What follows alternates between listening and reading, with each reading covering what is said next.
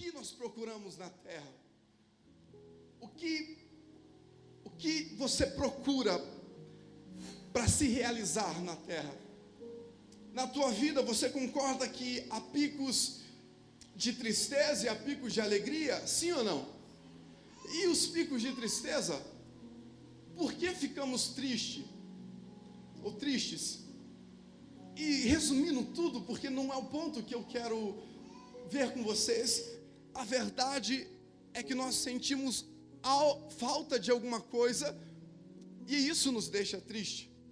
A verdade é que os psicólogos, a ciência que estuda o entendimento humano, o cérebro humano, ele chegou numa conclusão que tudo o que o ser humano faz na vida, tudo é em busca de uma coisa, e a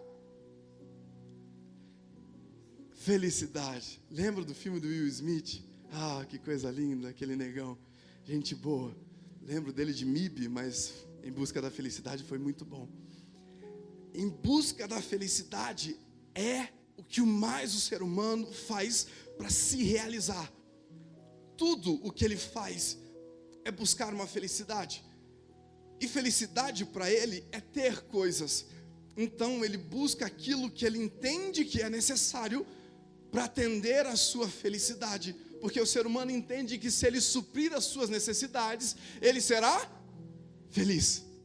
Se eu tenho tudo aquilo que eu quero, automaticamente eu vou ser feliz. E no dia 4, acho que o dia que o Joe ministrou, eu trouxe para vocês aqui a pirâmide de Maslow, onde eles colocaram em 5 blocos, formando uma pirâmide onde embaixo seria aquilo que é mais essencial ou mais necessário ao ser humano. Eles descreveram ou chegaram no entendimento de quais são as 5 maiores necessidades do ser humano.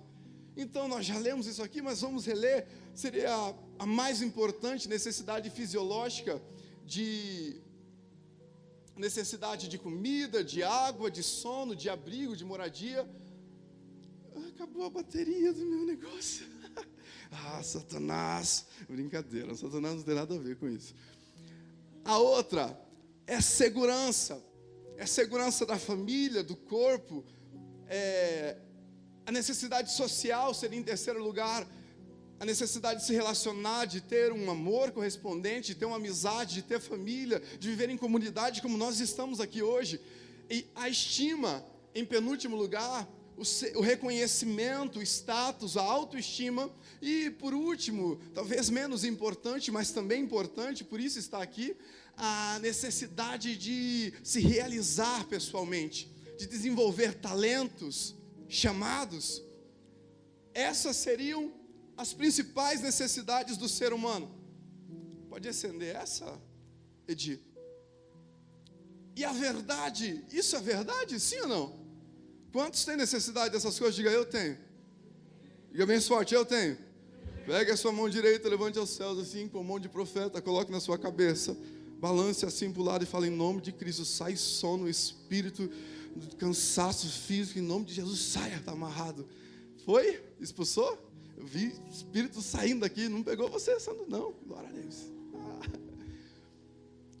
Tudo isso aqui, Adão e Eva tinham no Éden. Nós lemos aqui que eles tinham tudo no Éden. O Éden era um lugar verdadeiramente perfeito. Primeiro, o Éden foi desenhado para satisfazer ou atender em tudo a criação de Deus. Tudo que nós lemos aqui estava no Éden. Agora eu vou pedir ajuda de alguém, porque quebrou a minha maquininha. Se alguém puder passar para mim, viu, Fábio? Quebrou não, acabou a pilha, né? Se você puder passar aí, Léo, por favor. Que legal. Você não passou demais, Léo? Volta um para eu ver. Isso aí. Vai para frente agora. Volta um, é brincadeira. Primeiro de tudo, trazendo aqui um significado do que é homem. Vocês vão ver que eu vou tentar linkar essa palavra com algumas ministrações. E se falou muito em reino, se falou muito em nação do reino durante esses dias. E é impossível falar de rendição sem citar um reino, e nós vamos chegar lá também.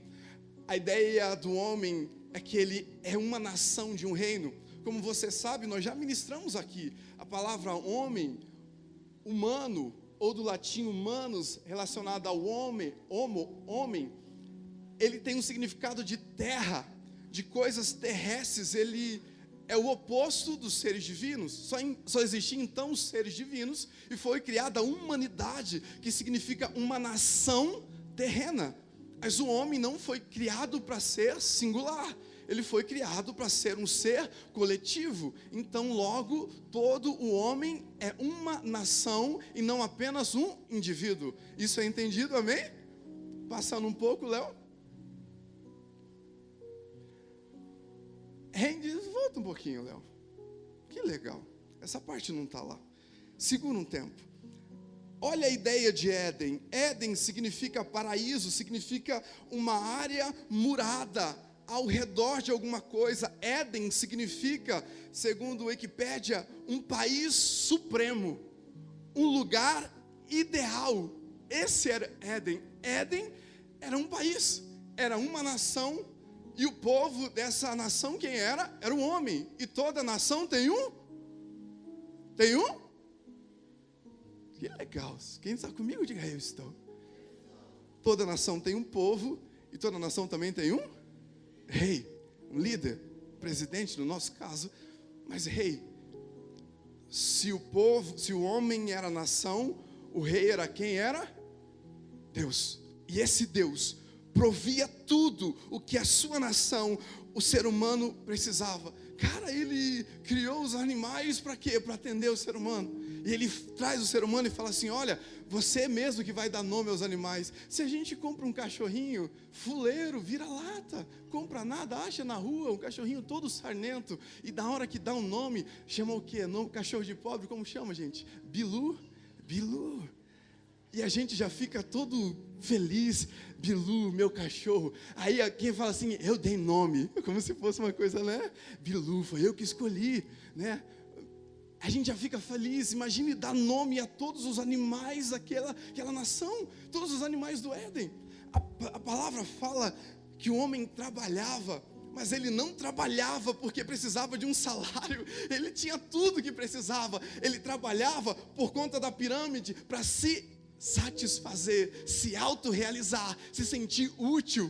E ele trabalhava, mas não se cansava. Você imaginou isso, cara? Você trabalhar em uma coisa que você gosta, se sentir útil, se sentir realizado. Quem aqui já participou de algum projeto? Levanta a mão. Escola, trabalho, levanta a mão. Cara, quando tu participa de um projeto, pode ser fácil ou difícil, e você coloca aquilo em prática, e aquilo funciona, e chega no final e dá certo, você se sente a melhor pessoa do mundo. Cara, funcionou, meu, deu certo, realizei. A gente fazia gelatina na escola, e quando dava certo, se sentia um cientista. Falei, plantava feijão no algodão, quando crescia, você achava que era Deus. Eu fiz crescer feijão no algodão. A gente se sente realizado. O simples fato de você receber um salário, pagar as tuas contas, dá o dízimo primeiro, glória a Deus, pagar as suas contas, e no final ainda sobrar um dinheiro, você acha que é o melhor administrador do mundo, ó, sobrou até um dinheiro, sai de peito erguido, parecendo uma pomba. Gente, nós gostamos de realizar, e o homem tinha isso no Éden, ele trabalhava, ele realizava, tudo estava aos seus pés. Pô, mas faltava relacionamento, o Senhor lhe dá uma mulher. Dizem de o fato de o Senhor ter dado Eva para Adão, depois de tê-lo criado, foi para que primeiro ele sentisse falta de alguém que lhe fosse igual. E quando ele sentiu falta, você sentiu falta? Agora eu vou fazer um semelhante para você. Não porque o homem é mais importante do que uma mulher. Você percebe que no Éden não tem homem e não tem mulher, tem apenas o ser humano, uma nação. Ninguém é melhor do que ninguém. Para mim, você sabe como começou a história de homem ser cabeça, de mulher ser cauda? Quando nós caímos, quando as acusações começaram, quando um pegou uma coisa, outro pegou outra, mas ninguém era menos importante do que ninguém. Em nenhum momento na primeira criação Deus vira e fala assim: Adão, você está sobre a sua mulher, e Eva está debaixo de autoridade de Adão. Houve isso na criação? Não. Eles fizeram um para o outro e os dois se correspondiam de uma maneira, puxa, agora sim, eu achei alguém que é igual a mim. Tudo que eles precisavam tinha lá. Tinha até a presença gloriosa de Deus. E não apenas satisfazendo a presença de Deus. De tardezinha, Deus dava um passeio no Éden, sentava ele com o homem, o grande Deus, o Criador de tudo, e trocava uma ideia com Adão e com Eva. Era perfeito. Sabe por que Adão não sentia falta de nada lá? Porque ele não sabia nem o que era falta. Para quem tem tudo, como é que você vai sentir falta de alguma coisa? Como que eu vou saber o que é passar fome se eu sempre tive o que comer em fartura? Vocês estão entendendo até aqui? Glória a Deus. Wikipédia fala do Éden. Wikipédia não é um site cristão, um dos sites mais conhecidos, onde encontra o significado, a razão de tudo. É um lugar, o Éden é um lugar descrito por diferentes religiões, onde o clima é ameno, a abundância de alimentos e recursos, não há guerra, não há doenças e não há morte. Passando agora, Léo. Que legal, fiquei até eu confuso agora. Foi. Abra a tua Bíblia no Tiago, no capítulo 4.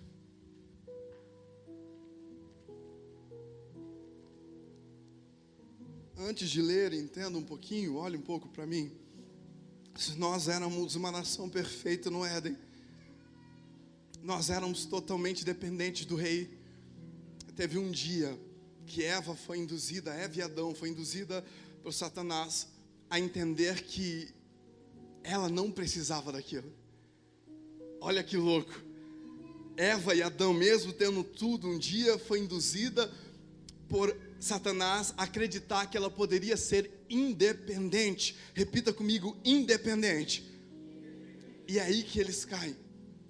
O que Adão e Eva disseram para Deus comendo aquele fruto é: eu não preciso do Senhor para me dizer tudo o que é bom ou o que não é. Eu não preciso do Senhor para me dizer qual é a verdade. Eu posso comer de um fruto segundo a influência que eu recebi, e esse fruto vai me fazer conhecer por si mesmo qual é a verdade. E a partir daí, eles foram destituídos desse reino. O Senhor colocou eles para fora do seu reino, colocou guardas na porta do seu reino, e agora eles são forasteiros. Eles não fazem parte mais do reino de Deus. Quando a Bíblia fala que eles estavam nus e não sentiam vergonha, o rabino, não foi, Ismênia, nos explicou que ninguém andava nu no céu. Na verdade, eles tinham uma roupa que foi tecida pelo próprio Deus. Eles eram envoltos da glória do próprio Deus. Quando eles erram e a glória do Senhor sai deles, agora eles olham, não veem mais uma roupa. Então eles estão nus. Tanto é que para nós voltarmos lá para cima, as nossas vestes novas serão lavadas e remidas no sangue do Cordeiro. Jamais andaremos nu, nem aqui e nem lá em cima. Mas agora eles estão nus, porque a roupa da glória de Deus não está mais com eles. E eles saíram do reino, e agora eles não têm um reino. Porém, o pastor Fábio falou sobre o reino das trevas e da luz no sábado. Em Tiago, no capítulo 7, no capítulo 4, no versículo 1, diz assim: de onde vêm as guerras? Tiago 4, 1. De onde vêm as guerras e contendas que há entre vocês? Não vêm das paixões que guerreiam dentro de vocês? Vocês cobiçam coisas e não as têm, matam e invejam, mas não conseguem obter o que desejam. Vocês vivem a lutar e fazer guerras, não têm, porque não pedem, quando pedem não recebem, pois pedem por motivos errados, para gastarem seus prazeres. Adúlteros, vocês não sabem que a amizade com o mundo é inimizade com Deus. Quem quer ser amigo do mundo, faça inimigo de Deus. Ou vocês acham que é sem razão que a Escritura diz que o Espírito que Ele fez habitar em nós tem fortes ciúmes? Mas Ele nos concede graça maior, porque diz as Escrituras: Deus se opõe aos orgulhosos, mas concede graça aos humildes. Portanto, submetam-se a... resistam ao, e ele fugirá de vós. Quando está falando de sujeitar, pois, a Deus, está falando do reino de Deus, que Adão e Eva foram expulsos. O pastor Fábio ministrou no sábado, quantos lembram da ministração dele? E ele falavam que antes de Lúcifer cair, existia apenas um reino, e esse reino era o reino da luz. Só existia esse reino. Quando Satanás cai, ele cria um segundo reino, um reino pirata, um reino falso, um reino de nada, chamado o reino das trevas. Satanás sempre quis ser igual a Deus, e quando ele não pôde ter o reino de Deus, ele cria para si um próprio reino, leva 1/3 dos anjos com ele e passa a criar um reino próprio. Nós fomos criados sempre para viver sobre um reino, não fomos criados para andar sozinhos.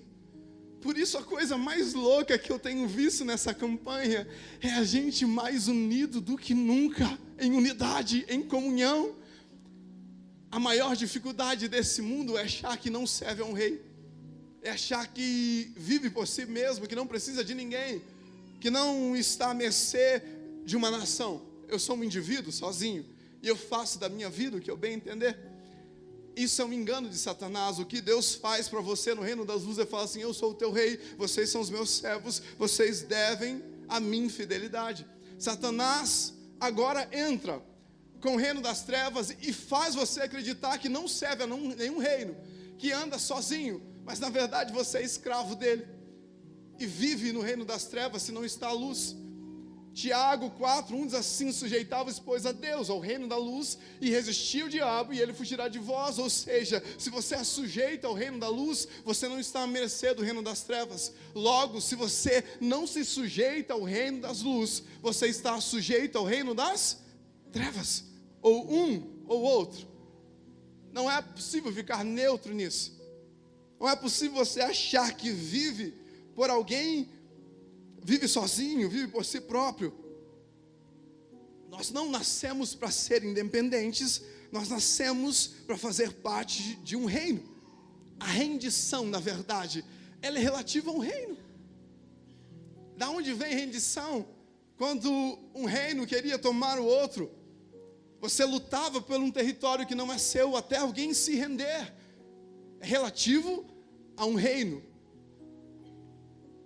A etimologia de rendição vem do latim rendere, repetir, dar de novo, outra vez, dar. Eu resumi como volta outra vez, ou entrega outra vez. A rendição de origem militar é substituição de uma unidade desgastada pelo combate por outra vinda da retaguarda. E eu deduzi por outra unidade divina. Nós um dia estávamos num poço onde tinha um governo sobre nós, e nós não sentimos peso nesse governo, nós não sentimos tirania nesse governo, nós sentimos que esse governo dava tudo que nós precisávamos, que era o governo de Deus. E um dia nós jogamos tudo isso para fora e resolvemos viver independente, mas na verdade sendo conduzido pelo reino das trevas. A primeira coisa que acontece com Adão e Eva quando ela sai do reino de Deus é ter problemas. Os seus filhos já brigam entre si, um mata o outro, o trabalho já pesa. A rendição é sair de um tempo onde nós dissemos viver pela nossa própria vontade, onde nós trabalhamos e muitas vezes não conquistamos nada e cansamos, e muitas vezes terminamos os nossos dias sem realizar, sem conquistar, frustrados, se sentindo sozinho, amargo, com a família deturbada, destruída, achando que estamos certos naquilo que vivemos, mas estamos à mercê de um reino das trevas.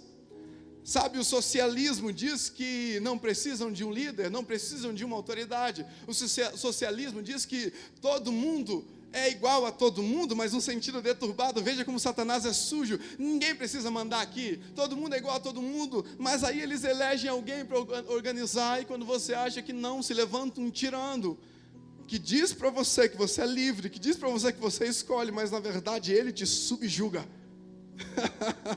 Cuba, Coreia do Norte, socialismo, a liberdade lá. Satanás é assim no reino das trevas. Tu acha que manda, tu acha que escolhe, tu acha que decide, mas ele te controla como uma marionete, cara. Se render é bater na porta do Éden e falar assim: eu errei quando achei que poderia ser independente do meu rei, mas eu quero voltar para dentro do seu reino. Eu não quero viver em outro reino que não seja o reino da luz. Você está entendendo até aqui, cara? Sim ou não? Abra para mim em Salmos 91. Aquele que habita no abrigo do Altíssimo